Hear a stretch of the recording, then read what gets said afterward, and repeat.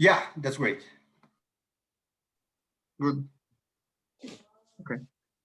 So it's recording, and it is a pleasure to introduce James Maynard, who's going to speak about primes in arithmetic progressions to large moduli. Please, James. Okay, thanks a lot. It's a great pleasure to speak here, and thanks a lot for all of you guys for coming along to listen to me talk. So I gave a talk about this problem and set of problems in the number theory web seminar. So there will be some overlap between the two talks, but there'll also be some slightly different things as well, where I'll go into a couple of extra details focusing on a special case in this talk.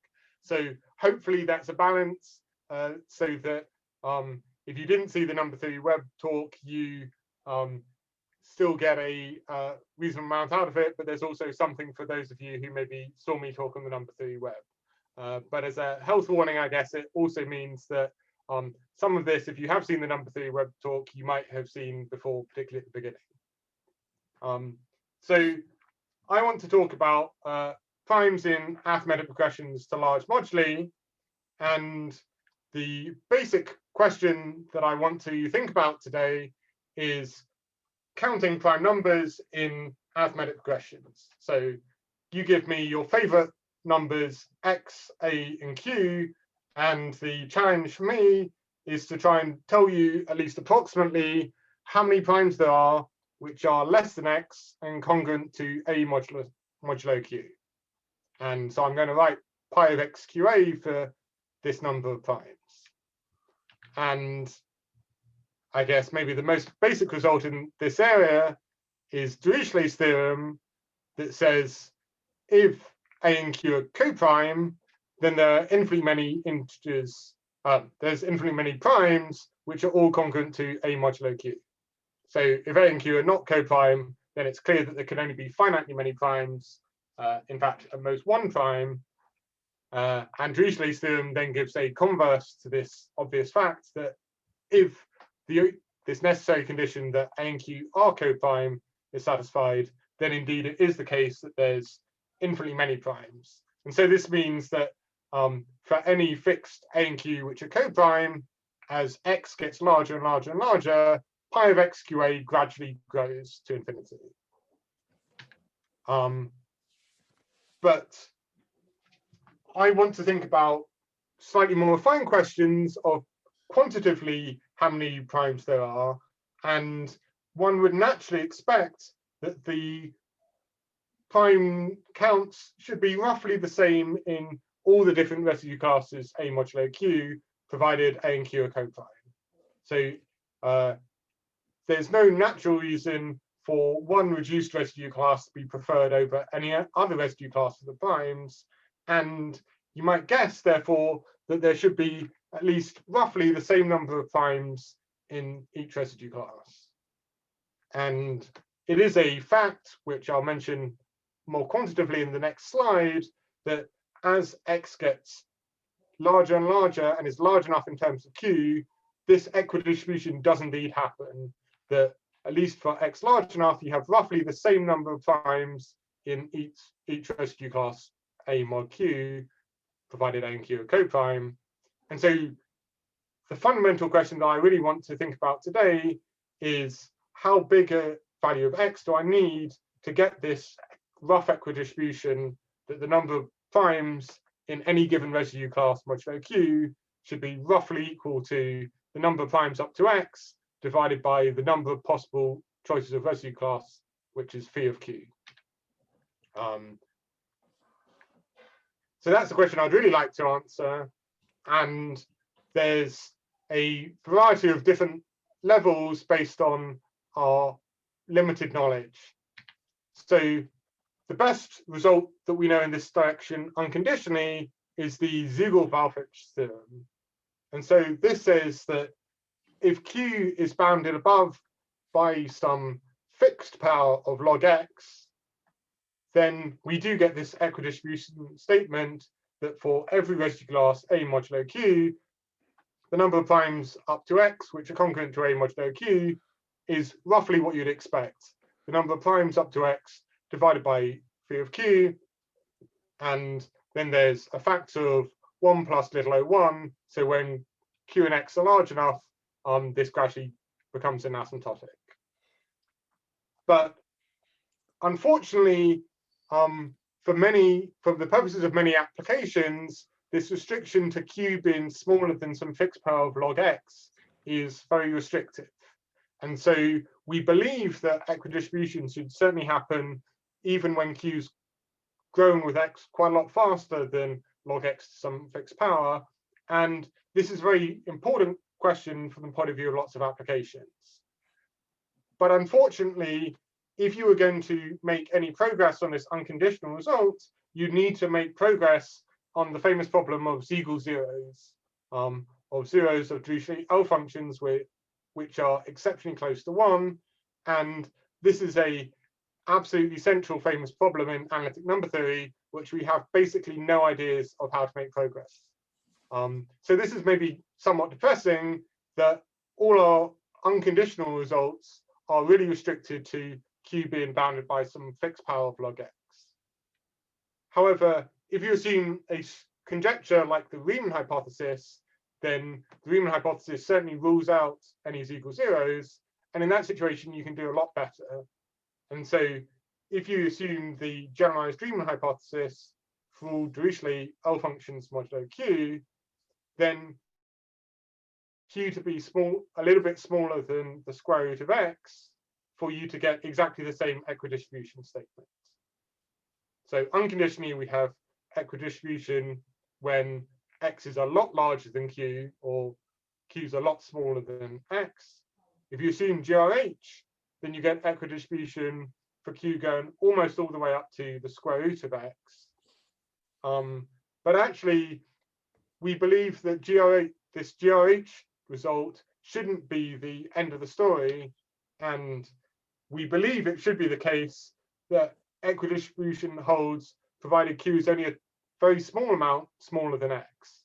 And so for each q less than x to the power 0.99, for example, we still expect that there should be this asymptotic equidistribution, and the number of primes which are less than x and congruent to a modulo q should be roughly the number of primes up to x divided by phi of q.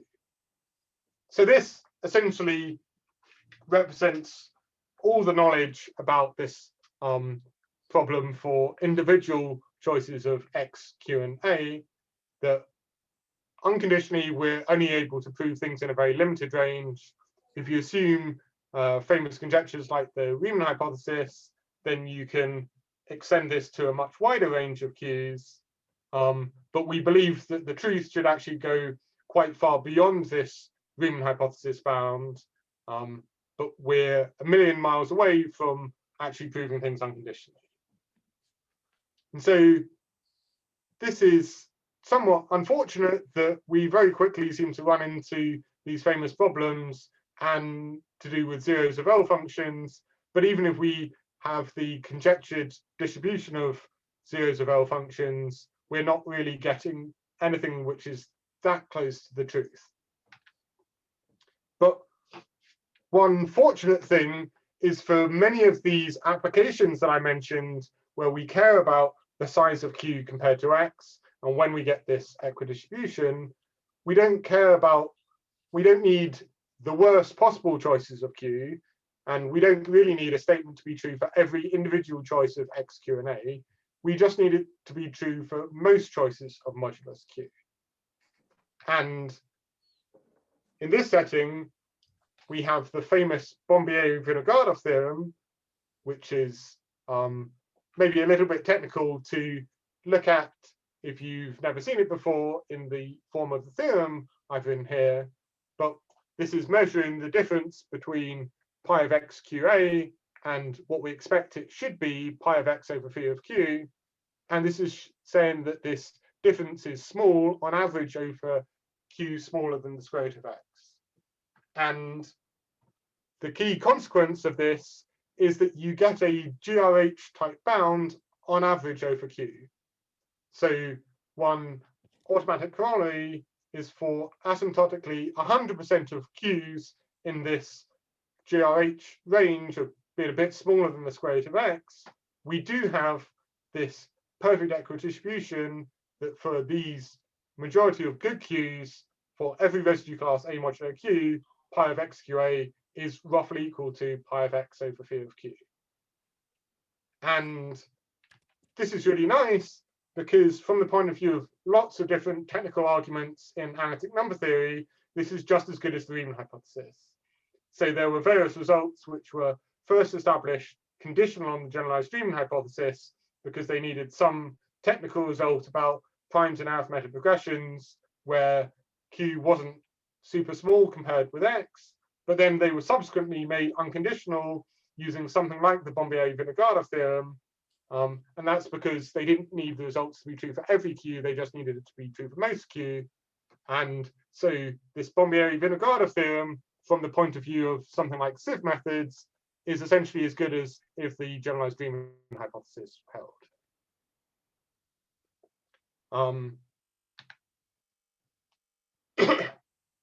So, moreover, this Bombieri-Vinogradov theorem is able to get us all the way up to this square root of x level, which is exactly the same level as we had for the Riemann hypothesis. But just as we believe that it should be the case that the individual pointwise bounds should be able to be extended not just for Q smaller than the square root of x, but for all Q going almost up to the size of x, we believe that you should have a corresponding average statement, and the Halberstam conjecture is the analog of Montgomery's conjecture for this averaged form of the difference between the number of primes in any given residue class and show an equidistribution for Q going all the way up to x to the power 1 minus epsilon. But it's been a fairly long-standing challenge just to get any small improvement on the range of moduli, which is sometimes been known as breaking the square root barrier, to see if you could get an analog of the Bombieri-Vinogradov theorem, where instead of having moduli Q, which are a little bit smaller than x to the 1/2, you can go a little bit beyond x to the 1/2. So this is not known and is, yeah, the square root barrier challenge, if you like, that lots of different analytic number theorists have thought about for a very long period of time. And this would represent somehow a statement about primes and arithmetic progressions, which is going beyond what the range is where the Riemann hypothesis directly says things. And as well as maybe the intellectual challenge of trying to get something which is morally beyond just the realms of the Riemann hypothesis, it turns out for various applications, this barrier is a very important threshold.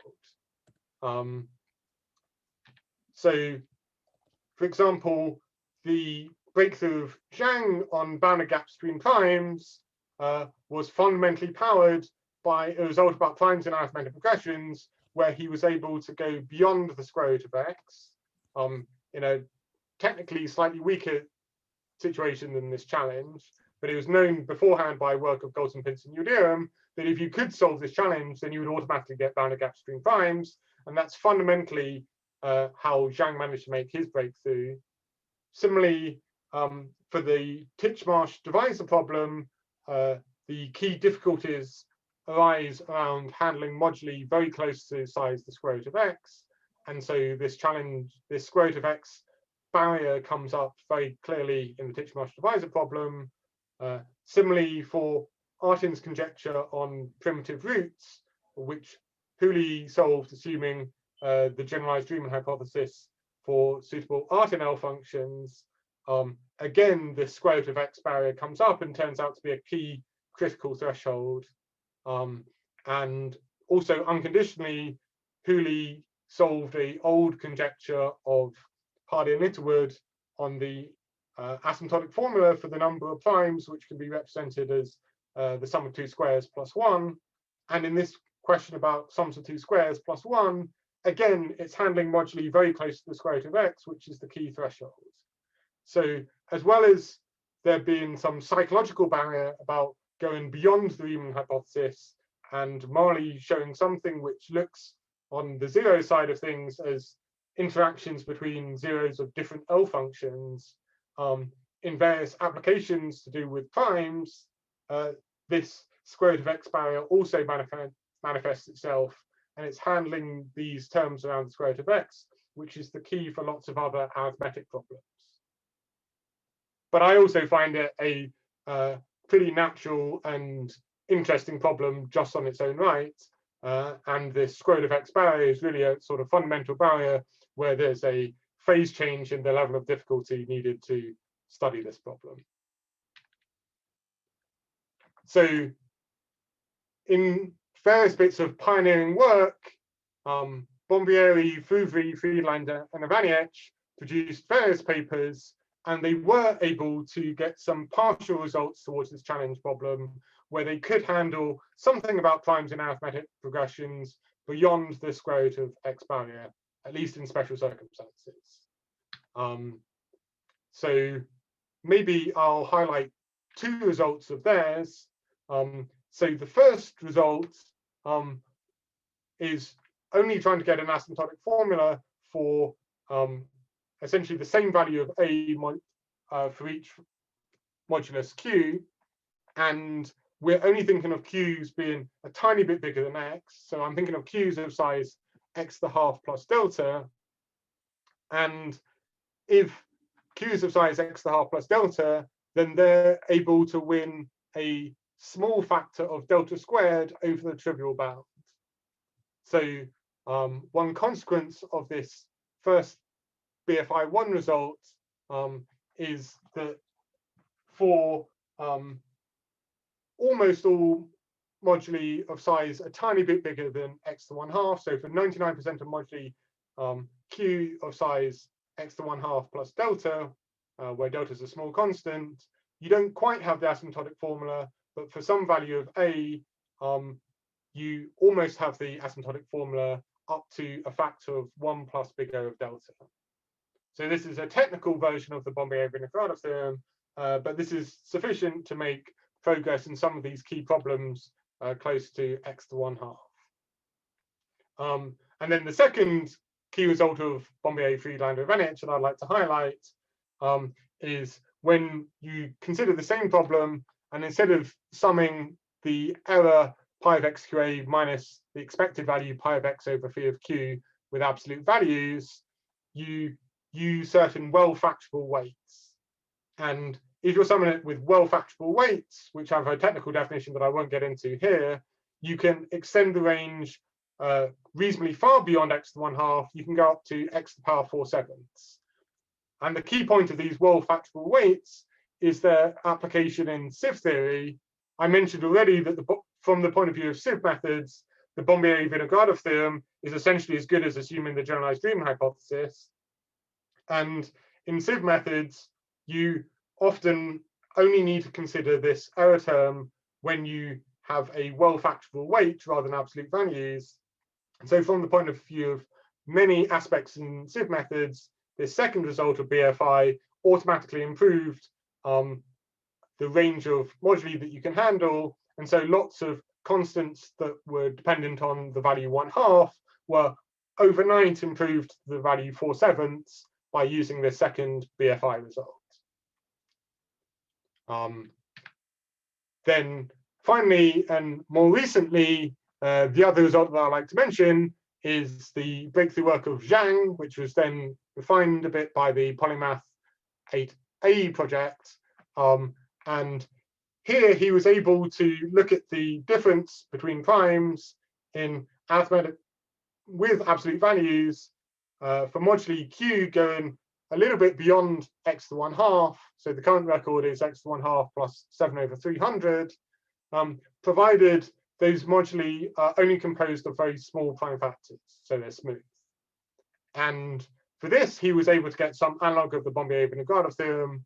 And one important technical aspect of this result for the application to bounded gap stream primes was also moderately uniform in the residue class, that the residue class wasn't fixed. You could take a completely arbitrary constant, but again, you have to have the same residue class A for each modulus Q. So those are three results that each go beyond the Bombieri-Vinogradov theorem in different special circumstances.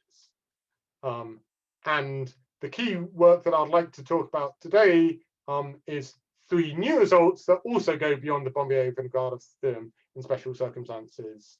But I think before that, I'll just mention that, again, there were various consequences of these different ideas. So one consequence from the work of Fouvry and Bombieri-Vinogradov is a result of Adleman, Fouvry, and Heath-Brown, that the first case of Fermat's last theorem was true for infinitely many prime exponents.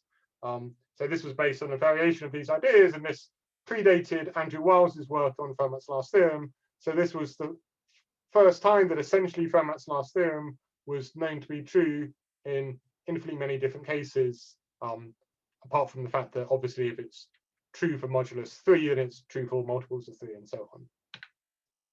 And the other key consequence that was directly coming out of this equidistribution of primes in arithmetic regressions was the result of Zhang, which was building on GPY, which showed Banach-Green primes, showing that there's infinitely many pairs of primes that differ by no more than 70 million. And there's lots of other cases where these strong results about primes in arithmetic progressions give corresponding results. So as I mentioned, the BFI work overnight improves lots of bounds coming from sieve methods. Similarly, the BFI work gives improved error terms in the Titchmarsh divisor problem. Rather more recently, there's been a couple of new papers over the past year which have adapted similar ideas to slightly different situations. And one consequence of one of these papers is that for one level density estimates for zeros of the for zeros, you get improved ranges for the support of the Fourier transform. And another consequence is in Hooley's work on primes of the form x squared plus y squared plus 1, which I mentioned before. Although Hooley could prove it unconditionally without using these results about primes in arithmetic regressions, his method naturally didn't give good error terms in the asymptotics, whereas now you can get good error terms in the asymptotics by refining some of these ideas. And there's various other applications of these results about primes in arithmetic regressions. So as I mentioned, there's three results that I'd like to mention.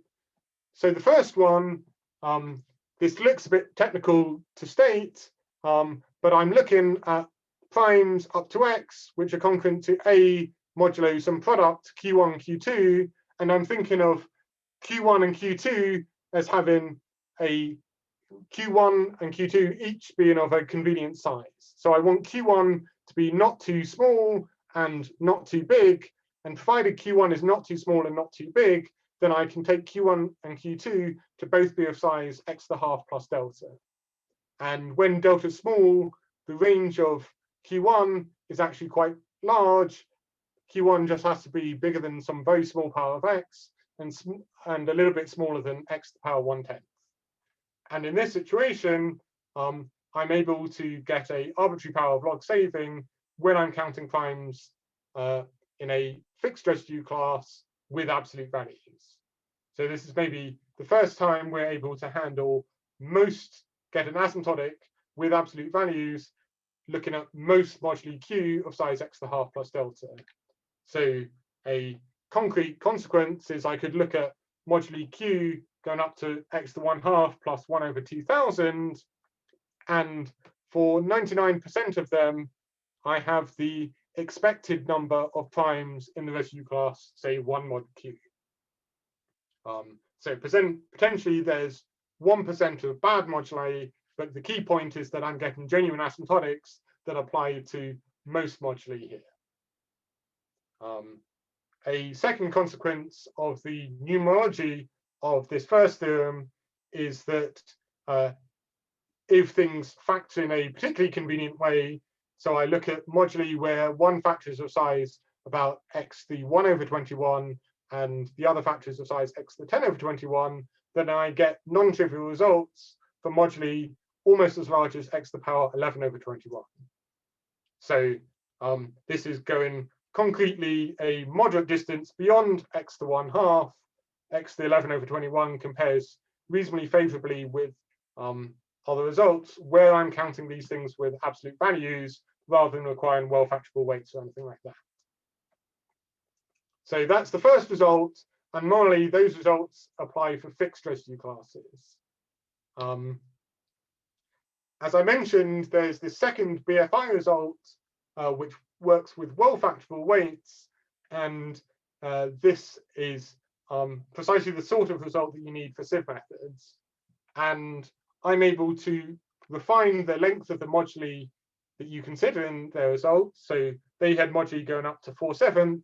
I can extend this to 3/5, provided I sum with weights which are a slight generalization of the well-factorable weights that they considered, which I call triply well-factorable.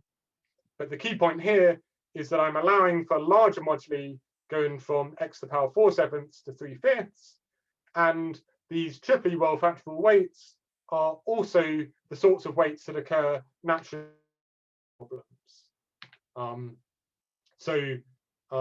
Unfortunately, the linear sieve weights, which are maybe the most common sieve weights, don't quite satisfy the conditions of being triply well-factorable. But for those sieve weights, I'm still nonetheless able to get an improvement on the 4/7 of the Bombieri-Vinogradov result. So this should just overnight as a black box improve various constants and sieve methods going from 4/7 to either 7/12 or 3/5 by just being able to, as a black box, plug in these different results about equidistribution of primes in arithmetic progressions. So these are somehow very much tailored to the applications to sieve methods, and in these cases we're able to go numerically a moderate distance beyond x to 1/2. Finally, the third result that I'd like to talk about, or at least mention, is that I also get some results that are completely uniform with respect to the residue class that we're looking at, in exactly the same way that the Bombieri-Vinogradov theorem is completely uniform with respect to the residue class. Now I'm taking the worst residue class for every modulus Q that I'm considering. The results here are a little bit more technical again to state, but if I have, again, the situation of convenient factorizations for moduli of size x to the half plus delta, where one of the factors is of size about x to 1/10, then I get some analog of the Bombieri-Vinogradov result where you have a weak error term, but I am able to get this now with this complete uniformity over all possible residue classes. So maybe this is the key point of this, is that I'm having this supremum over all possible residue classes, and so I'm really taking the worst residue class for every possible pair Q1, Q2. And provided you have this convenient factorization, I'm able to get a non-trivial bound, although this is only saving me a factor of delta over the trivial bound, essentially.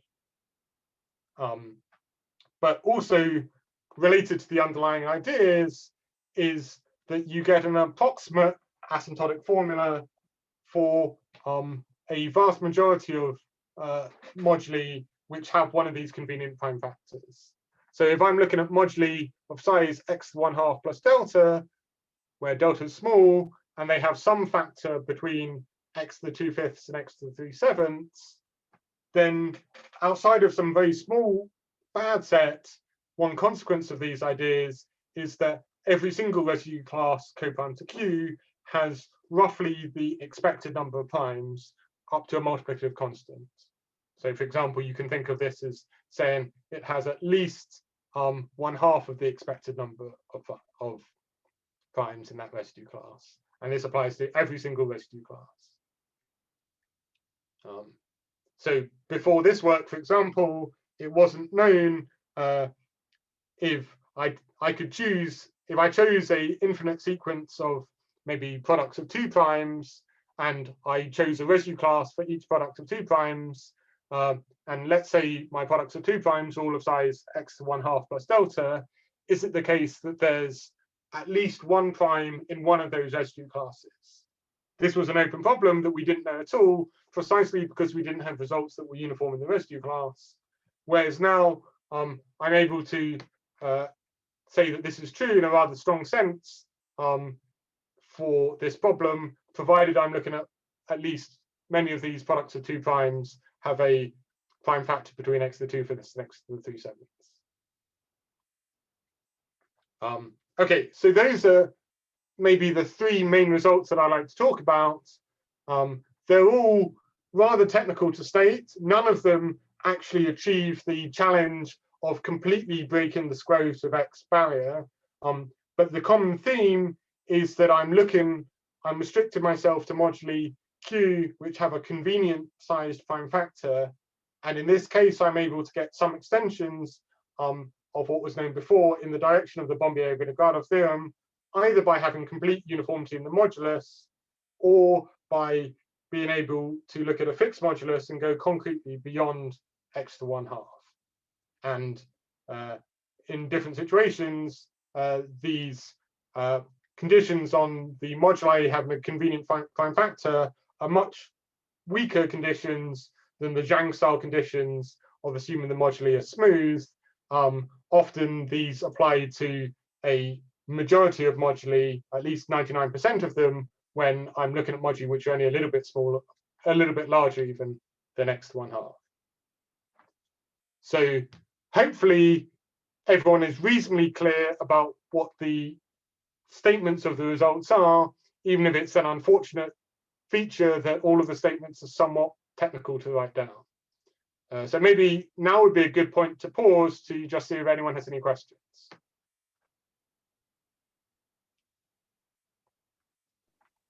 I have one. Yeah, sure, go ahead. So in this last theorem of yours, the one primes, can you get the constant to be arbitrarily close to 1 between? Yes, if I impose Delta to be small or something? so if yeah, so I think if I'm a bit more restrictive about the range of this second factor, so there's a range, I could write down a range of that factor, if you allow me to be a bit more restrictive about that size and I'm allowing delta to be small, then I can get this up to a factor 1 plus big O of delta. Okay. So I can't is that do the it. Point? Sorry? But is that the point of the theorem? I mean, is it used that way or? So I guess the key point is that this is really applying to every possible residue class mod Q, and I am guaranteeing that, say, every residue class mod Q contains primes.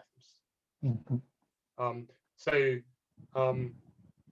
So yeah, I guess if you have applications in mind, you probably are a bit concerned about losing a large factor here, but it might be sufficient to lose only a small factor, and there's more technical variants of this statement that sort of allow you to do precisely that. So for applications, if there were applications, then it might be that you care about the quantitative side of these things, and provided delta is small and I'm a bit more restrictive about what the size of the factor is, there's a trade-off, but then you can improve the numerical constants that come out here, and you can improve them closer and closer to 1. But the key point, I guess, for this statement could be interpreted as just every residue class coprime to Q contains primes. Thanks. Are there any other questions?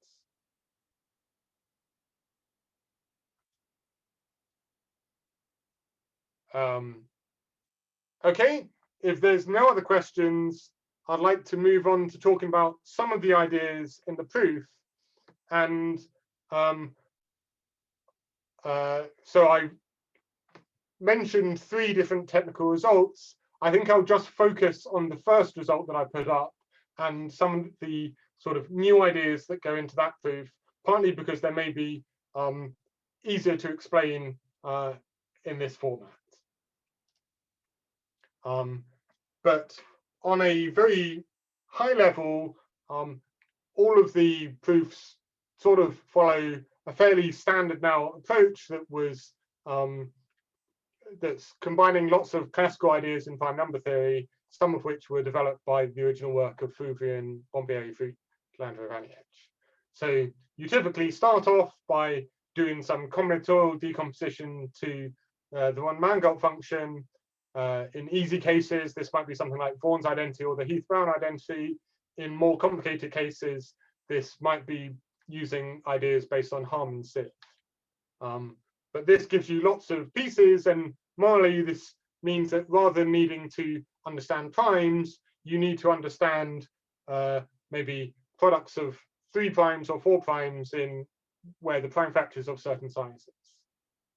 And then you can translate this problem about arithmetic progressions by Fourier expansion into some questions of understanding various complicated exponential sums over multiple variables. And depending on which terms in this combinatorial decomposition we're looking at, we want to apply different techniques and some range of Cauchy-Schwarz to manipulate our exponential sums, where ultimately we're hoping to use one of 2 big hammers to get a bound for the exponential sums that arrive. And the 2 basic big hammers that we have in our toolkit are bounds coming from the spectral theory of automorphic forms, in particular using the Kuznetsov trace formula, and the bounds for sums of Klussmann sums pioneered by Divisor and Arithmetic. And the other big hammer that applies completely separately are bounds coming from algebraic geometry. So in particular here, I'm thinking of things like the Weil bound or Deligne's bound for sums over for the Riemann hypothesis for varieties over finite fields. And hope in different ranges, either the algebraic geometry estimates or the spectral theory estimates might be more effective. And you hope that by working hard, you can eventually cover all possible ranges by one of these 2 big hammers, at least if you're careful enough with all your intermediate manipulations. And maybe one key aspect of one of the new ideas of what I was doing was that the work of Zhang was very much rooted in getting bounds from algebraic geometry, whereas the work of Bombieri-Vinogradov was mainly rooted in using bounds coming from the spectral theory of automorphic forms. And I'm combining to a slightly greater extent these 2 different methods together, where I'm combining these approaches coming from algebraic geometry along with these ideas coming from the spectral theory of automorphic forms. So that's on a very high level. You might be interested in how these bounds arise. And as I mentioned, the key work of the done in the 80s of Bombieri, Fouvre, Friedlander, and Vinogradov would manipulate these sums until they took the form of certain smooth sums of Klussmann sums, where you're averaging over the modulus, and then you can apply the Kuznetsov trace formula to transform the problem of bounding these sums of Klussmann sums as certain averages of Fourier coefficients of automorphic forms, and then you can use spectral techniques on the side of automorphic forms to understand your original exponential sums. And in general, these bounds can give exceptionally strong and almost optimal bounds for these exponential sums whenever you're in this nice situation of having a smooth sum of Klussmann sums. And typically, when you apply these methods to questions about primes and arithmetic progressions, they apply essentially to all moduli. So you don't need to have any special restrictions on the moduli. You don't necessarily need to assume that the modulus has convenient sized prime factors, like I am doing in my work, or Zhang's doing in their work, Zhang's doing in his work. But one slight downside for these estimates is that they're not very uniform in the residue class, And so it seems completely implausible that they could attack these questions where you're really taking the worst residue class for each modulus. And this was a big problem for trying to use the original Bombier-Vinogradov ideas to prove, say, bounded gaps between primes. From the ideas coming from algebraic geometry, instead you can relate certain algebraic exponential sums, in particular complete exponential sums, to the size of various cohomology groups. And if you know the Riemann hypothesis for these associated curves or varieties, then this automatically gives you essentially perfect cancellation in these complete algebraic exponential sums. And then lots of the work is to try and manipulate your the sums that you're naturally getting coming out of Fourier expansion of these questions of primes and arithmetic regressions to these algebraic complete exponential sums. So one advantage of the algebraic geometry estimates is that they tend to be completely uniform with respect to the modulus involved. So if you're they naturally do not depend on the residue class for the primes that you're looking at in any given arithmetic progression. But unfortunately, this manipulation to get the exponential sums into the right form is quite difficult, and we are only really able to do this effectively when the moduli for the primes that we're looking at has these convenient prime factors. And so this is why my results have this condition on needing to have a convenient prime factor, because, or a convenient divisor of the convenient size. And this is precisely because I'm requiring this to be able to make proper use of these algebraic geometry estimates. So one natural approach would be, so there's these ideas that maybe Zhang's developed, and then there's these original ideas of Bombieri, Friedlander, and Vinogardov, and you might hope that you could try and combine these, and some terms in a combinatorial decomposition you could handle effectively using the spectral theory methods, and some terms you could handle effectively using the algebraic geometry methods. But unfortunately, the worst case situation in the decomposition is basically the same for both approaches. And so if you try to do this approach, the whole methods would just degenerate into the worst case scenario, and so it would have the worst case restrictions from both sides, and you don't get any benefit at all from having these two different approaches. So then the key thing that I had to do in my work was introduce refinements of these approaches which handled what was previously the worst case scenario, at least from one side or the other. And once I've handled these worst case scenarios, you have a new worst case scenario. But it fortunately turns out that the new worst case scenario for the spectral estimates, after you've made some of these refinements, is actually one of the best case scenarios for the algebraic geometry estimates. And so the methods then start becoming exceptionally complementary to one another, that the situations that the spectral estimates are suddenly struggling to handle are very efficient to handle with the algebraic geometry estimates. And so that's the key input as to why I can get these improved results.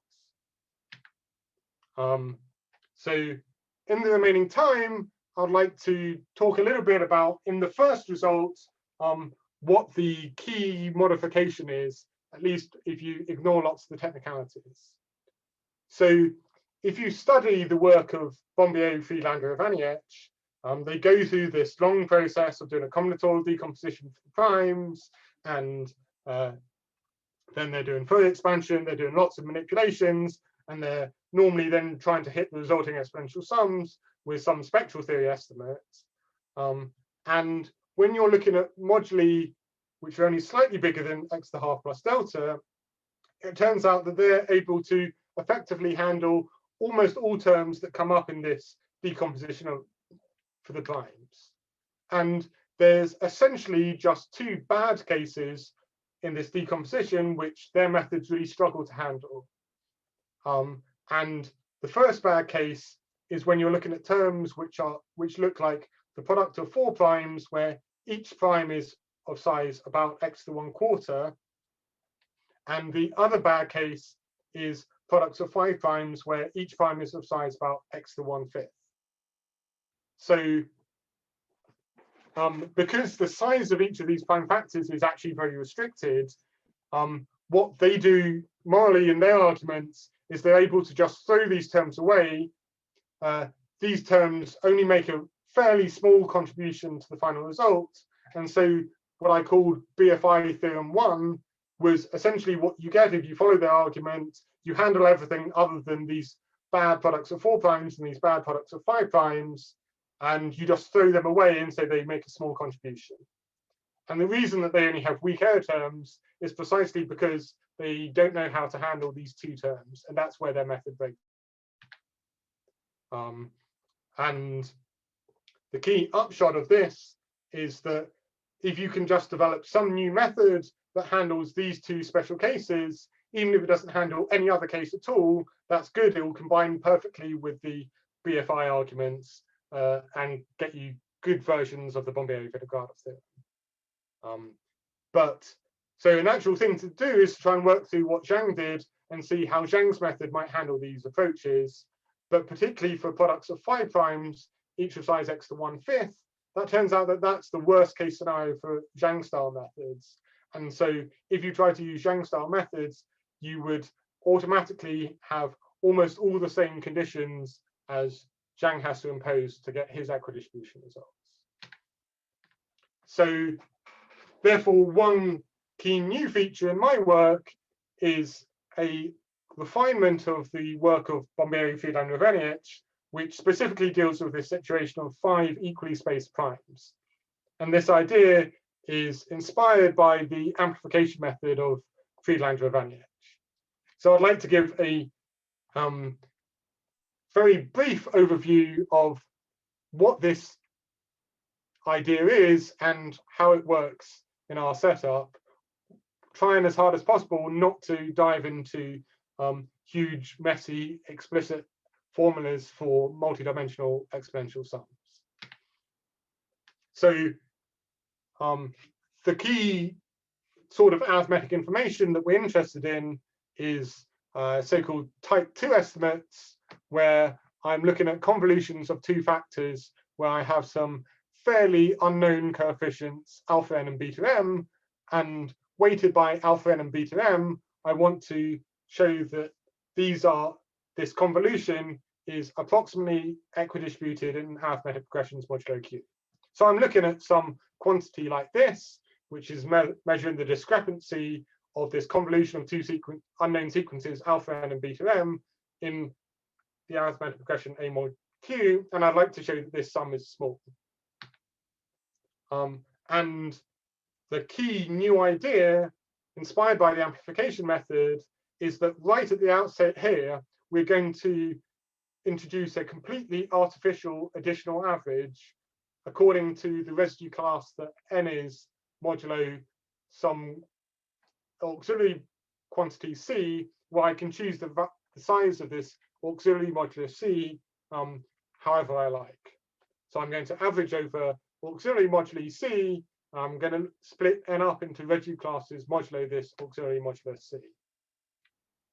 I can then go through what is the fundamentals of the Bombieri-Vinogradov approach to try and handle these sums. And so when you go through lots of these different technical manipulations, so in particular you're sort of applying Cauchy-Schwarz, you're Fourier expanding the resulting thing, and then importantly you're flipping divisors, I end up with something that looks like a sum of Klussmann fractions with a restriction for the residue classes on n. So the precise form of this exponential sum is not too important for us to notice here, but the key point is that I have this condition that n1 is congruent to n2 modulo rc, where c is the same complementary modulus that I had before, and r is some flipped modulus, which is of size capital R over c for some quantity capital R that depends on lots of other parameters involved. And I get this different if I hadn't used this averaging over C, I would have essentially exactly the same result, but with capital C being equal to 1. So what Bombieri-Vinogradov achieved in their argument was this with capital C being equal to 1. So I'm just averaging over all flip divisors R, and I have the condition that N1 is concurrent to N2 modulo R. And otherwise, these two quantities look exactly the same. And so philosophically, what we've won here is that we've forced ourselves to only consider values of R in the BFI work that have some divisor of size capital C. So these are exactly the same. Apart from now, I'm only looking at values of little r that factor as little r times little c, where I have control over the size of C. And moreover, I can choose capital C to be whatever I want. So I've essentially forced this flipped divisor little r to have some divisor C, which can be of whatever size I want. And so that's the whole win that we have from this amplification setup, that we've forced this divisor of our flipped modulus.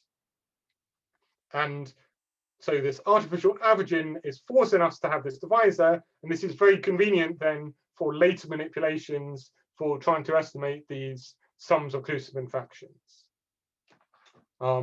So just as a general, I guess, philosophy, in lots of these arguments, you're applying Cauchy-Schwarz in various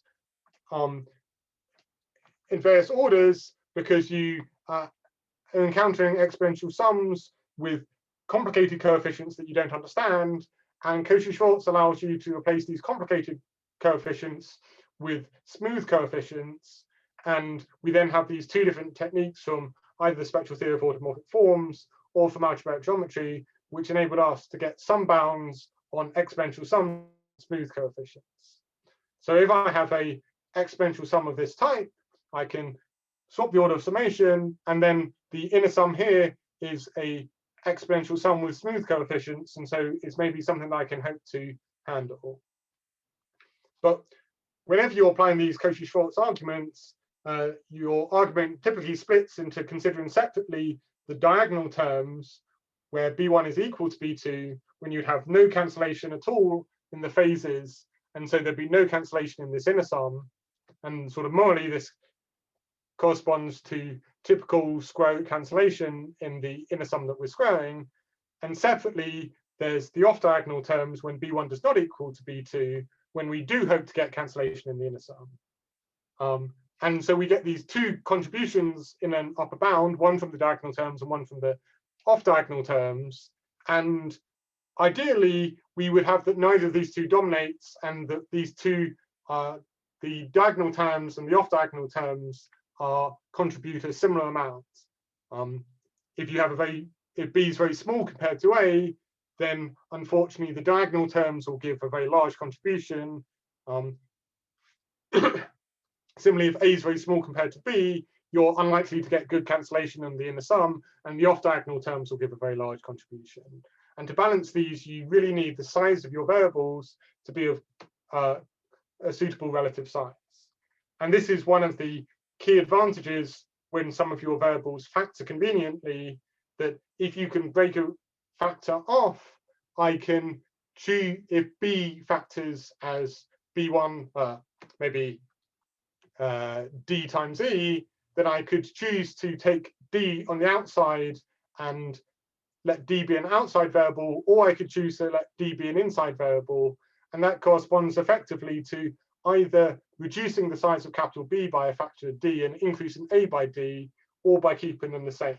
And so you have this flexibility to choose the size of your variables, and this allows you to balance diagonal and off-diagonal terms and get much better bounds for your exponential sums. And the key point of my amplification method was precisely in this sort of situation, that we've got a new flexible factorization because we've forced this convenient size divisor of our flipped modulus. And with this additional factorization condition, I can choose whether I can split the two factors of this flipped modulus, and I can choose this new divisor to either go on the inside or the outside of whenever I apply Cauchy-Schwarz. And this allows me more flexibility in balancing diagonal and off-diagonal terms. And it turns out that in the BFI work, the key limiting factor for products of 5 equal-sized primes was certain diagonal terms. And with this convenient factor, I can decrease the size of these diagonal terms at the expense of making the off-diagonal terms worse. But in the BFI work, it was only the diagonal terms that were the limiting factor. The off-diagonal terms, there was a little bit of slack in terms of the bounds. And so even if I make the diagonal terms quite a lot worse in terms of capital C, provided C is just a very small power of x, this is still a win for me in handling these exponential sums. Unfortunately, it makes the off-diagonal terms a little bit more complicated to handle, so I now need to be more careful about using partial results towards the Riemannian conjecture to handle these off-diagonal terms, but these can be done using relatively standard machinery, and this is sufficient to handle what was previously the bottleneck of 5 equally sized primes, all of size x to 1/5. So this means that with this refinement, the spectral estimates handle this situation, and it works for all possible moduli. So if you could get a similar refinement for handling products of 4 primes, all of size x to 1/4, then you would have succeeded in beating the x to 1/2 barrier, at least for a fixed residue class, and for all moduli. Unfortunately, I don't know how to do this, but if you have products of 4 primes, all of size about x to 1/4, then one of your divisors must be very close to x to 1/2, a product of 2 of those primes. And it turns out that the Zhang style estimates are most effective when you have one divisor in the terms that you're looking at very close to x to 1/2. And this only requires a very weak condition on well-factorability of your moduli. So provided you have some moderately small factor of the modulus that you're considering, the Zhang style estimates then work in a large variety of a large region and allow you to handle these remaining bad terms in your decomposition. To get the best quantitative results, I also actually need to refine various auxiliary estimates, but these are the main 2 key ideas that go into proving the first theorem that I mentioned. So I'm basically out of time now, but I thought I'll just finish with this schematic. You want to prove a result about primes in arithmetic regressions, and you're using some combinatorial decomposition to break this into several separate different little pieces.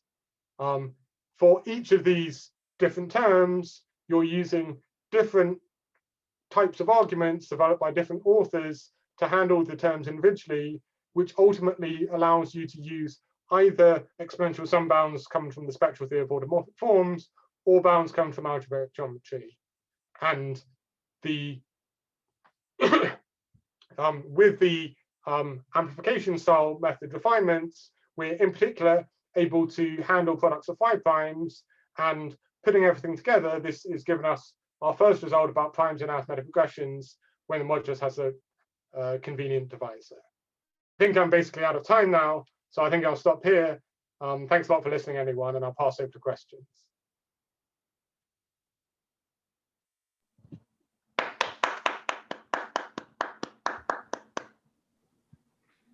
Thank you. Thank you very much. So are there any questions from the audience? I have questions. Okay. So in your amplification step, so why the original sum can be written as a sum with an actual average over C? So why that equality hold?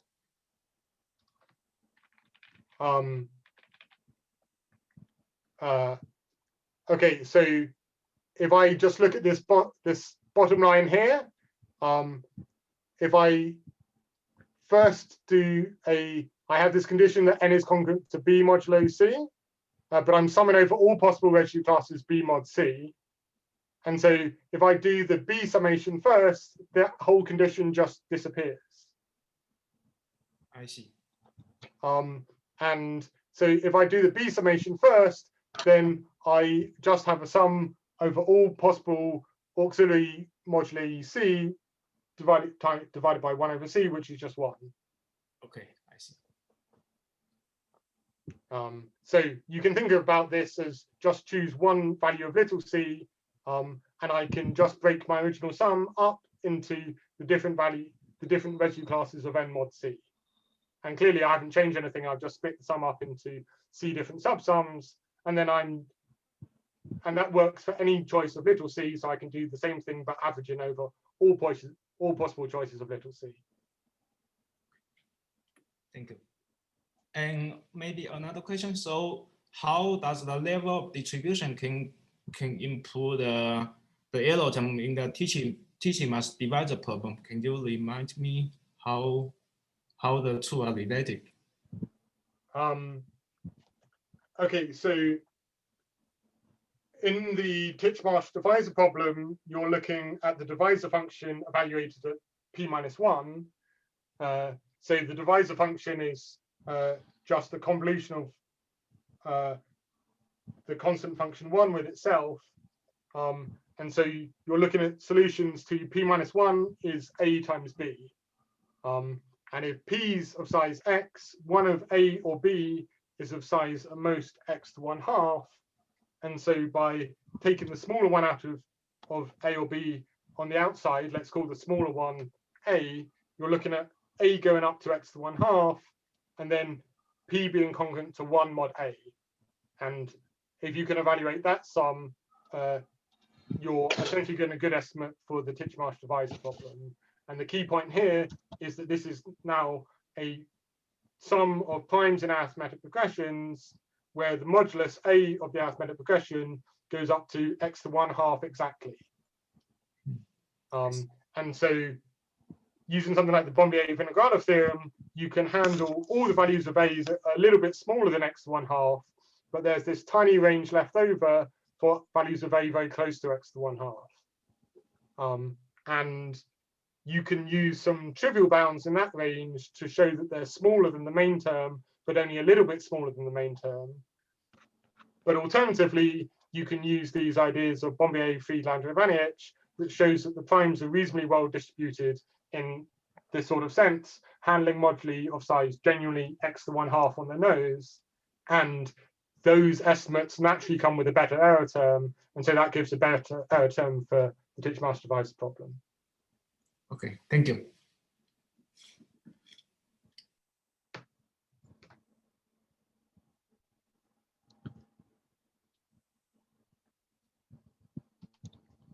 Are there any more questions?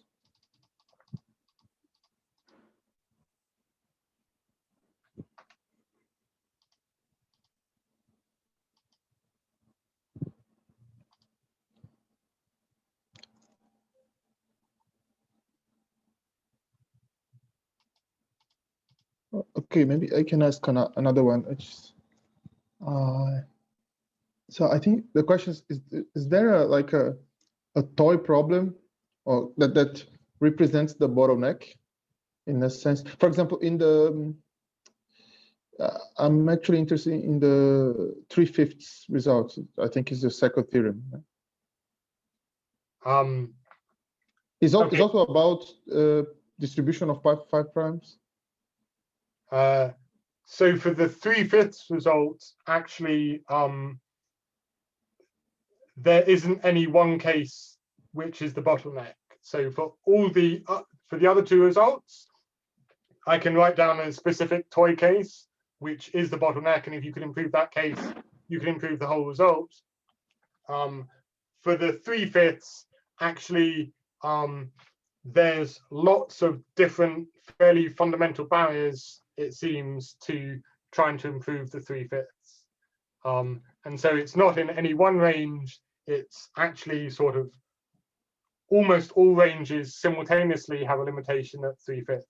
I don't know any subterm in one of these combinatorial decompositions that I can handle better than x to moduli x to the 3/5, unless it looks like the normal divisor function, which we know in arithmetic regressions up to 2/3.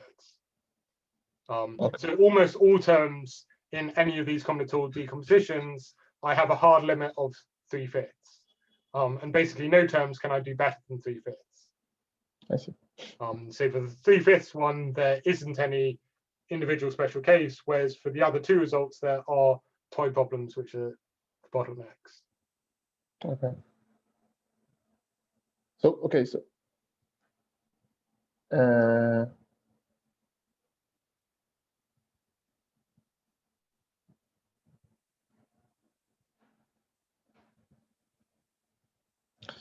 I mean, so there's also no, you cannot,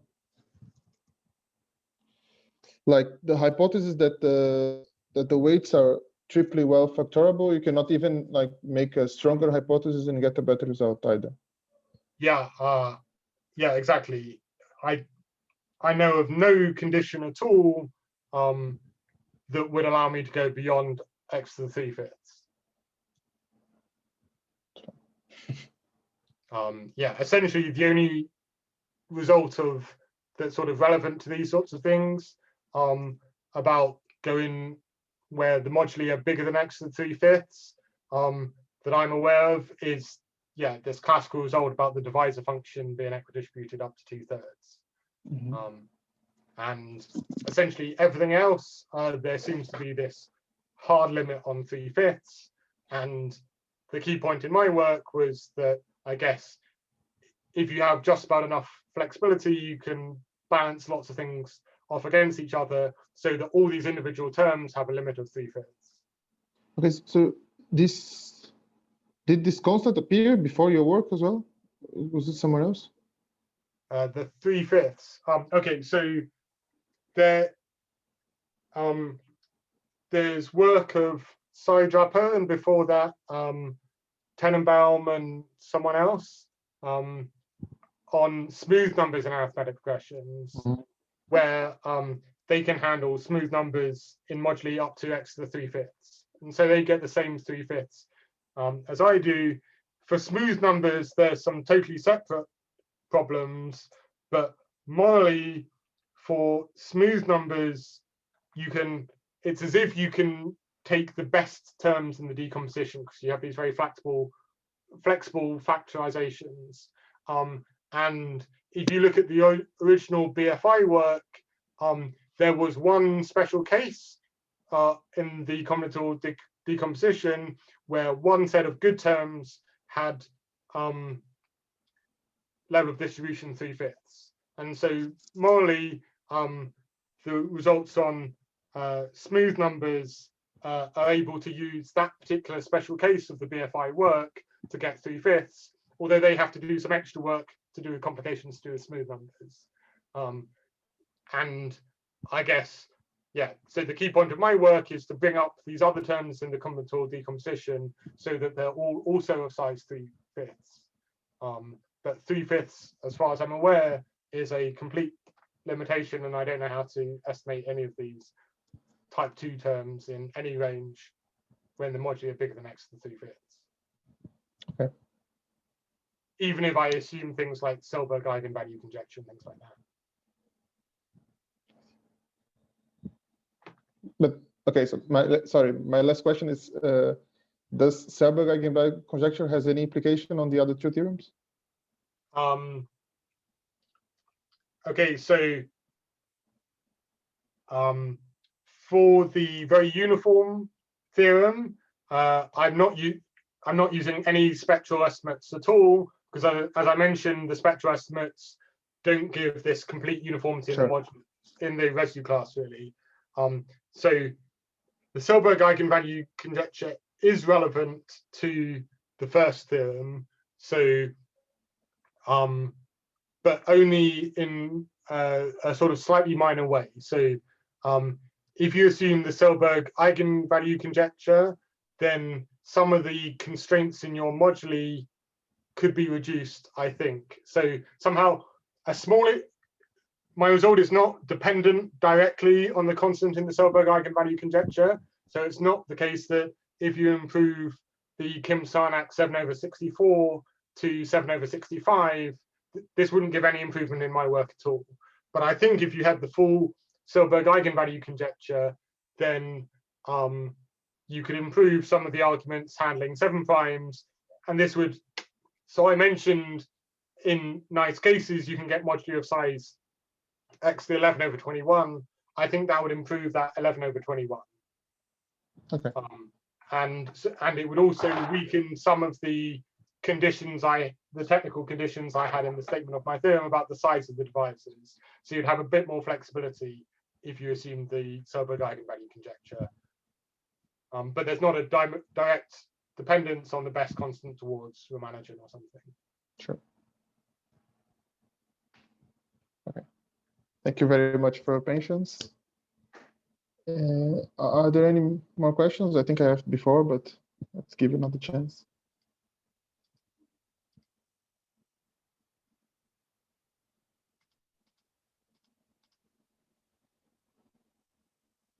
Okay, if not, let's thank James again.